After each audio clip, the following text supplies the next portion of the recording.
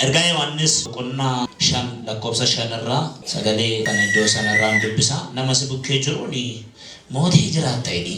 Mootii jiraata. Dabalee jedhi. Mootii jiraata. Nama amanee ofirratti dubbachaa jiruuf dachaa torba haa ta'uuf. Moomteen jiraatu. Ati qomoo moosi keessa jira mootii jiraata. Akkasidha lakkoofsa 5 irraa eenyutu biyya lafaa mo'uu danda'a? Yesus ilma Waaqayyoo ta'uu isaa nama amanu duwwaatu biyya lafaa mo'uu danda'a. Namni itti amantu gaa mootee jiraata. Eenyutu biyya lafaa mo'uu danda'a jedha. Biyya lafaa kabbaadidha. Garuu gaggeeffama Waaqayyootiin hin mo'ama. Nama Yesus Kiristoos ilma Waaqayyoo ta'uu isaatti amanu duwwaatu biyya lafaa mo'uu danda'a jedha.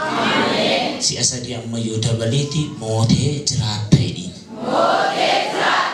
Mootii jiraata jedhaani. Mootii jiraata. Jedhaani ofirratti dubbadha. Mootii jiraata. Labsa ammayyuu. Mootii jiraata. Jedha ammayyuu. Mootii jiraata. Akka pankee dubbachaa jiru siif haa ta'u. Mee achumarraa ariifadhu boqonnaa 4 lakkoofsa 15 dubbisime. Ergaa Yohaannis irraa.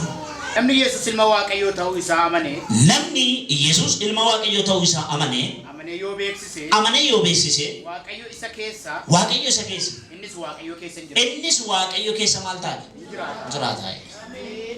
Namni ilma Waaqayyoo ta'uu isaa amane maal ta'a? Waaqayyo isa keessa. Innis immoo Waaqayyoon keessa jiraata. Amma qalalli godhee mootii jiraata gaafa siin jedhu namni mana kanaa gadi ba'ee sagalee makana dhagee wanti waggaa dheeraa gatii isa kaffalchiisaa ture gadhiisee deemu jira. Humni ilma Waaqayyoo kuni humna moototaan caala. Humna beekumsaan caala. Humni inni hin caalle hin jiru hundumarratti caalee argama. Kan mo'ee jiraatu garuu warra Yesus Kiristoositti amananii.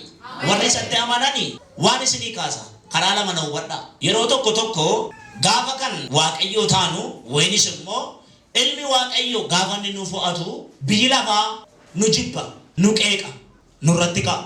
Garuu nu moo itti nama si bukkee jirutti garuu simmoo jedhi. Kan saataanaan jedhi. Jibbamaa, ari'atamaa, qeeqamaa, jiraata jedhi. Garuu simmoo jedhi. Wangeela Yohaannis boqonnaa 15 lakkoofsa 18 irraa sagalee Waaqayyoo gaafa dubbatu akkas biyyi lafaa yoo isin jibbee isin duraa kaana jibbee beekaayii jedha. Ituu kan biyya lafaa taatanii biyyi lafaa akka kan mataa isaatiitti isin jaallata. Garuu anatu biyya lafaa keessaa isin fo'atee biyya lafaa keessaa fo'amtee biyya lafaa keessaa adda baatee jennaan biyya lafaa isin jaallattu. Waan hunduu nama biraadhaaf akka salphaatti mijatu sin mijachuu dhiisuu danda'a. Garuu si lolu sin mo'an garuu. Namni dhagee amiina jedha. Maal si godhu? Si lolu garuu maal sin godhan? Si jibbu garuu waan sirratti hojjechuu hin danda'a. Sababiin isaa itti amanteetti. Namni amane immoo mo'ee jira. Yesus itti dabalees. Yesus itti dabalees. Biyya lafaa yoo isin jibbe. Biyyi lafaa yoo isin jibbe. Isin dura akka ana jibbe beekaa. Biyyi lafaa yoo isin jibbe. Isin dura akka ana jibbe beekaa. Kan biyya lafaa utuu taatanii. Kan biyya lafaa utuu taatanii. Biyyi lafaa akka kan isaatiitti isin. Biyyi lafaa akka kan isaatiitti maal godha? Isin jaallata. Amma garuu. Anatu biyya lafaa keessaa isin. Anatu biyya lafaa keessaa maal isin godha? Isin fo'ate. Malee. Isin kan biyya lafaa waan hin ta'iniif. Isini kan biyya lafaa waan hin ta'iniif biyyi lafaas akka mataa isaatiitti isin hin jaallatu jedha. Maal godhu? Isin jibba jedha. Isin jaallatu. Garuu sirratti kaa si lolu. Garuu kan mo'usi.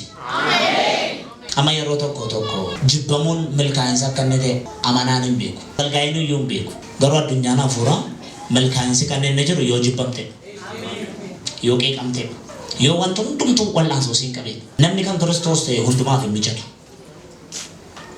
Namni kan Kiristoos ta'e wanti hundumtuu toora isaaf hin galu. Namni kan isaa ta'e wanti inni hojjetu xiqqoomti inni hojjetu gufuu qabdi. Sababiin isaa aduun dhaamne bor isa eeggata. Maatewos 10:22 ariifadhu naa baasi. Waan sagaleen kun jedhu dhaggeeffadhaan. Anaaf jettanii hunduma biratti hin jibbamtu. Anaaf jettanii hunduma biratti maal taatu? Isheen amma argama isinii jedhe gaafa kan isaa taatu hunduma bukkeetti maal taatu? Anaaf jettanii nama hundumaa bukkeetti maal taatu? Jibbamtu.